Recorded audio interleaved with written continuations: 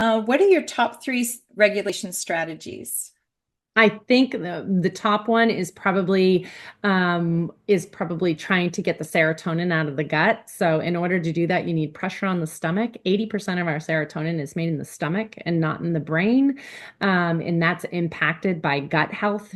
Absolutely. It's also impacted by stress and, environmental factors, but we want to get that serotonin pushed out of the stomach. So if I've got a student that's struggling to regulate and that sort of thing, then I'm going to walk by and probably drop stuff on the floor so that they bend down then to help me pick it up so that I can, one, thank them for being so helpful, and I can engage with them for a moment so that we can have a connection, but they can also get that serotonin push by pushing it out of the gut.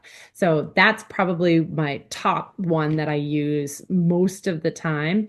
Um, Another one is probably the shrinking of the space. So if they're feeling really agitated and they can't seem to get themselves back acclimated and regulated, then I'm going to make that space feel smaller. So whether I'm using my own body to shrink the space and make it feel smaller, or I'm using actual props from the environment, whether it's desks and chairs or my backpack or whatever it might be, I'm shrinking that space to make them feel safer.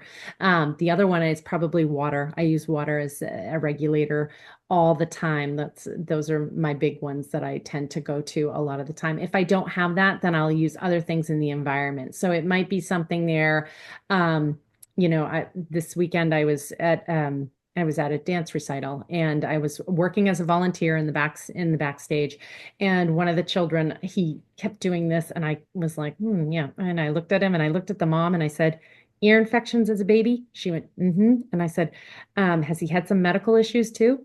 Mm-hmm. And I was like, okay. And I brought him over and I did some compression with him on the side of the head and that sort of thing. And I said, yeah, he has a middle ear weakness that, he probably needs some strengthening. I'd never met this child before. But the auditory stimulation bothered him. A little while later, he was talking about all the noise from the building. And that's a big one too, is that, you can't filter that out from a sensory perspective for a lot of kiddos. So, providing those tools, whether it's compression or and a lot of times they can do it to themselves. Like, I love games like 7 Up and Four Corners because you have to put your head down in order to do that. And it gives you some stimulation for the vagus nerve and everything, and helps to regulate the whole nervous system when it does that.